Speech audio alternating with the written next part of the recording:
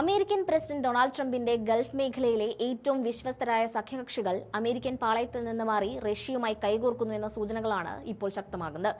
Iran പരമോന്നത നേതാവ് അയത്തുള്ള അലി ഖമീനിയുടെ വധത്തെ തുടർന്ന് മിഡിൽ ഈസ്റ്റിൽ പടരുന്ന യുദ്ധസമാനമായ സാഹചര്യമാണ് ഈയൊരു വൻ മാറ്റത്തിന് വഴിയൊരുക്കിയിരിക്കുന്നത്.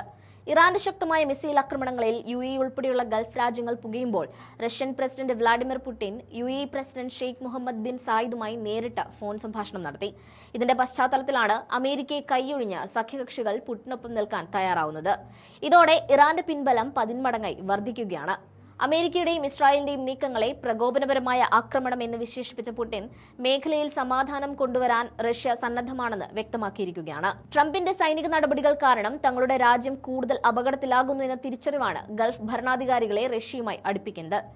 ഇറാന്റെ പ്രതികാരം തുടരുന്ന പശ്ചാത്തലത്തിൽ തങ്ങളുടെ സുരക്ഷയ്ക്കായി അമേരിക്കയേക്കാൾ വിശ്വസിക്കാൻ കഴിയുന്നത് റഷ്യയാണെന്ന നിലപാടിലേക്ക് UAE ഉൾപ്പെടെയുള്ള രാജ്യങ്ങൾ മാറുന്നുവെന്നാണ് റിപ്പോർട്ടുകൾ സൂചിപ്പിക്കുന്നത്. മിഡിൽ ഈസ്റ്റിലെ അമേരിക്കൻ ആധിപത്യത്തിന് വൻ തിരിച്ചടിയാകുന്ന ഈ നയതന്ത്ര നീക്കം ട്രംപിന് വലിയൊരു തലവേദനയായി മാറുമെന്ന കാര്യത്തിൽ സംശയമില്ല.